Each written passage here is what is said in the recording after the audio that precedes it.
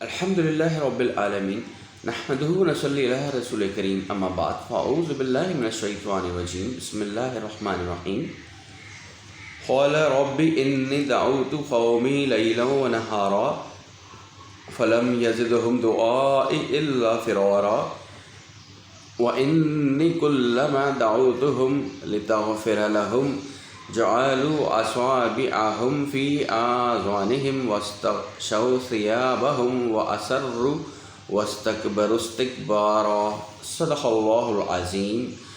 اللهم صل على محمد وعلى آل محمد كما صليت على إبراهيم وعلى آل إبراهيم إنك حميد مجيد. اللهم بارك على محمد وعلى آل محمد كما باركت على إبراهيم وعلى آل إبراهيم إنك حميد مجيد. رب اشرح لي صدری ویسر لي امری واحلل عقدۃ من لسانی یفقہوا قولی آمین یا رب العالمین. السلام علیکم ورحمۃ اللہ وبرکاتہ. ناظرین محترم، پروگرام معلومات قرآن میں آپ کو خوش آمدید. یہ پروگرام ایک ہفتہ وار پروگرام ہے اور اس پروگرام میں ہم قرآن مجید کی چند منتخب آیات کی تلاوت، ترجمہ اور تشریح کا مطالعہ کرتے ہیں. البتہ ابھی جو آیات آپ کے سامنے سنائی گئی ہے، یہ آیات ہے سورۃ النور کی آیت نمبر 5 سے 7 تک. آئیے اب اس کا ترجمہ جان لیتے ہیں. قال ربی، عرض کی نوح علیہ السلام نے، اے میرے رب، انی دعوت قومی لیلا و نہارا، بے شک میں نے دعوت دی اپنے قوم کو رات اور دن. فلم یزدہم دعائی الا فرارا، تو زیادہ نہیں کیا ان کے لیے میری دعوت نے سوائے بھاگنے کے.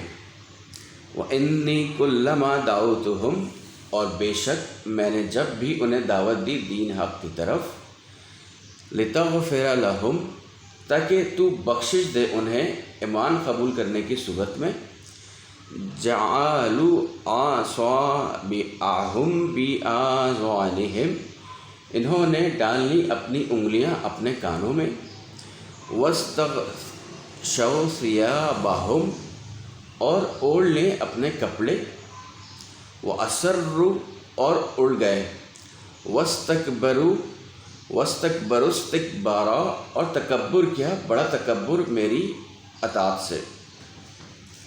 ناظرین محترم، اس آیات میں بھی بڑا غور اور توجہ دینے والی بات ہے، میری اور آپ کی بھی، کہ یہ جو نوح علیہ السلام کی قوم تھی، جس کو سمجھا رہے تھے، جس کو بتا رہے تھے، جس کو دین کی دعوت دے رہے تھے نوح علیہ السلام، انہوں نے اپنے کانوں میں انگلیاں ڈال لیں، انہوں نے کپڑے اوڑھ لیے اور وہ اڑ گئے.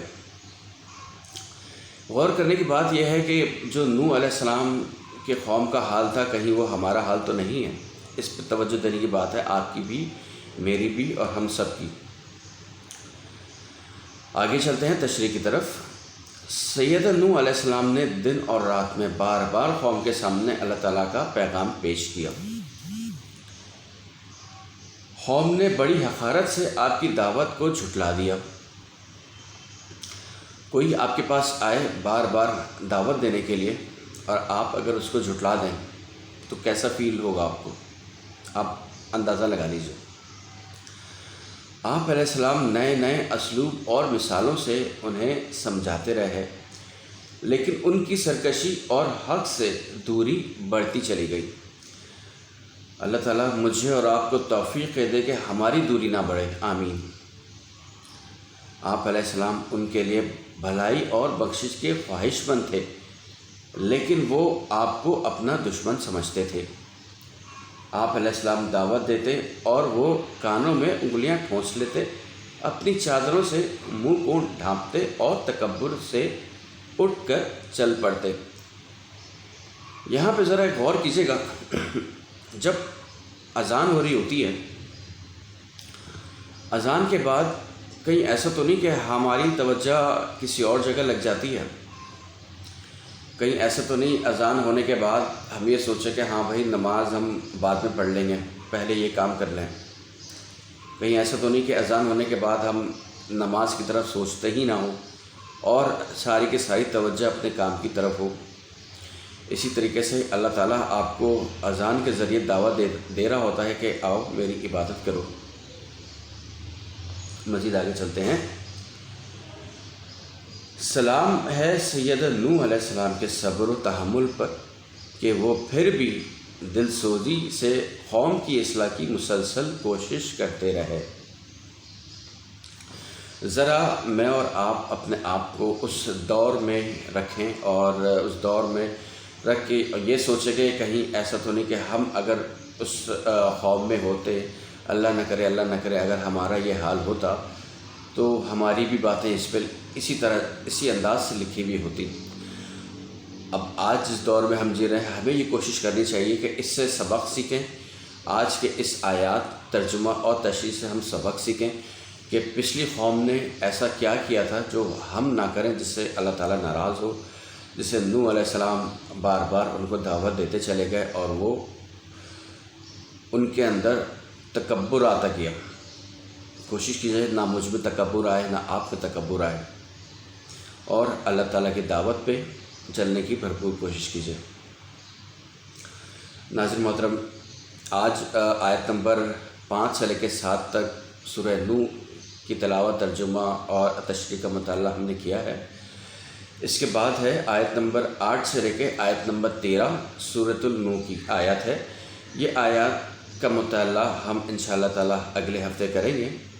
امید ہے کہ آج کے اس مطالعے سے میں اور آپ ہم سب کوشش کریں گے کہ انشاءاللہ تعالیٰ کہ دین کے راستوں پہ، صراط المستقیم پہ بھرپور محنت کریں۔ اللہ تعالیٰ مجھے، آپ کو، میرے پورے خاندان کو، میرے بھائیوں کو، میری بہنوں کو، میرے دوستوں کو، میرے پورے گھر والوں کو اور میرے کولیگس کو، میرے دوستوں کو، ہم سب کو ایک اچھی توفیق دے، صراط المستقیم پہ چلنے کی توفیق دے، آمین یا رب العالمین۔ ملتے ہیں ناظرین محترم اگلے پروگرام میں، آیت نمبر 8 سے لے کے 13 تک کا مطالعہ کریں گے انشاءاللہ تعالیٰ اگلے ہفتے۔ جب تک کے لیے اجازت دیجیے، وآخر دعوانا ان الحمد للہ رب العالمین۔ السلام علیکم ورحمۃ اللہ وبرکاتہ۔